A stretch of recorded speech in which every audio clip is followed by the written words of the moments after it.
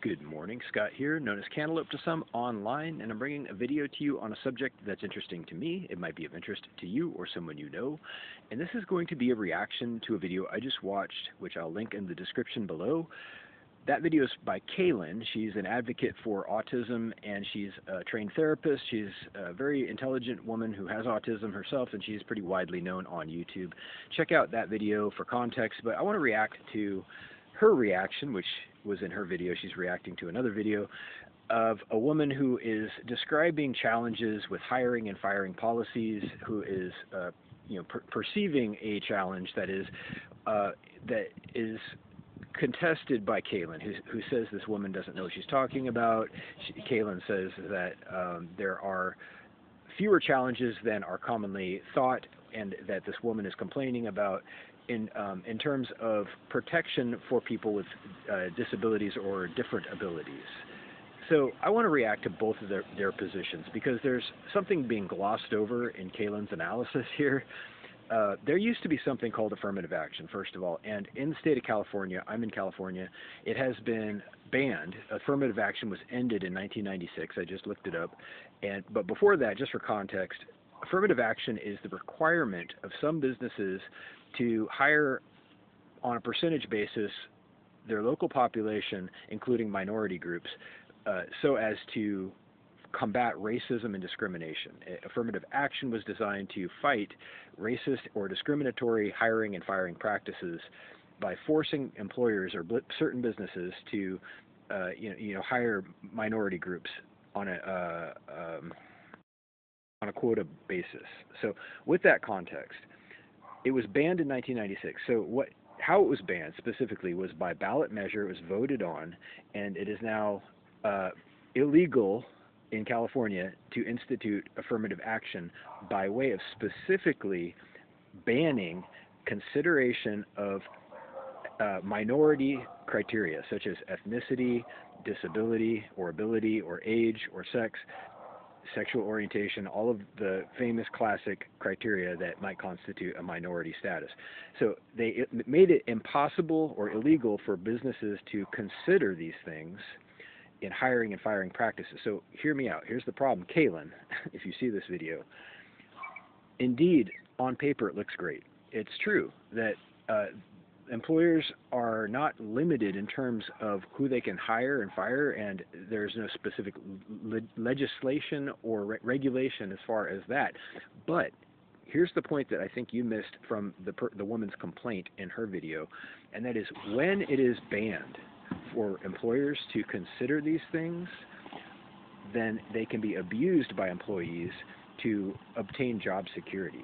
So, for example, consider that a person who has been hired then becomes, subject to their performance review, and maybe they're an underachiever or an underperformer, and they are considered for termination. They can use in their defense, oh, suddenly I'm a minority. Suddenly I'm differently abled, or I'm trans, or I'm black, whatever. And if you fire me, I will call it discrimination.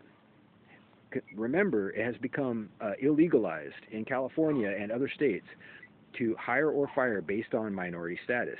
So if you happen to be of minority status, including differently abled people, autistic people included, it becomes a potential abuse. It becomes a potential illegitimate defense just because you happen to be that status. Do you understand? So it does complicate the process for businesses. I'm not saying that affirmative action is great or that it's terrible. Either way, I think that there's too much regulation, and really the bottom line, in conclusion, the ultimate failure of all of these rules and regulations is that the job opportunities themselves, the work, gets neglected because the opportunities fail to consider all applicants, all valid applicants. And you can't necessarily have an unlimited screening. You can't just entertain every single applicant for every single job indefinitely. It's unrealistic. HR does not have a bottomless budget. Nobody has a bottomless budget. They don't have endless time to fill a position, nor the resources to interview thousands of people. So sometimes you have to screen your applicants when there's 1,000 applicants for a position based on some superficial criteria.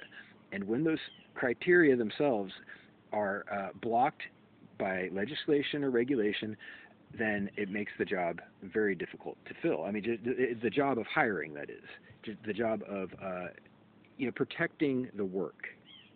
Hopefully we can agree that products and services are important things. They're not arbitrary many times, most of the time. And quality of work is also important.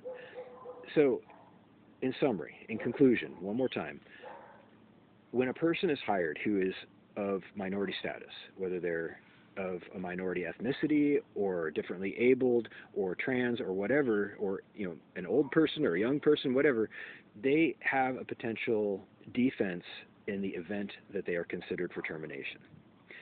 So it's something to consider by employers when they are going through the applicants. This person may be difficult to get rid of because, unfortunately, it happens. They have what's called a substantial claim in the courts, in civil courts, in suing the company. It happens all the time. It happens constantly. Companies have to have a legal department connected to their HR department many times just to combat fraudulent discrimination claims against the company, because everybody's got bills to pay. So again, on paper it sounds great, but in practice, in reality, people lie, people cheat, people defraud the company, people have bills to pay, and they'll do whatever it takes to survive. Of course they will. So it's a problem. The more legislation, the more regulation there is, the more difficult and circuitous it becomes for employers to just get the job done. So something to think about. I think the lady has a point. I think that, Kaylin, you also have a point, and I'm trying to have your back, but on this one I got a hard disagree on this one. So if you agree or disagree with me, reach out down below with questions or comments. Thank you.